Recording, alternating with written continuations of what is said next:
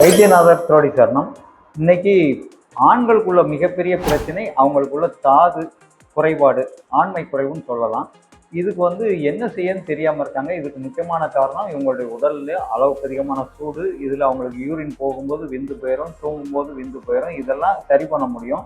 இதுக்கு நம்மக்கிட்ட ஒரு அற்புதமான ப்ராடக்ட் இருக்குது. சத்து மாத்திரை, இது காலையில் ஒன்று சாப்பிடணும். தாது மாத்திரை, இது இரவு ஒன்று சாப்பிடணும். இந்த 2 வகையான லேகியம், தாது லேகியம், லிங்கக்கட்டு லேகியம், இது காலையில் 1 ஸ்பூன், இது இரவு 1 ஸ்பூன். கீழே இருக்கிற தங்க குளிகை, இந்த குளிகை இரவு மட்டும் 1 சாப்பிட்டா போதும். இது போக இதில் ஒரு தைலம், லேபன தைலம் கொடுப்போம். இது அவங்களுடைய ஆண் குறியில் இரவு தடவிக்கிடணும்.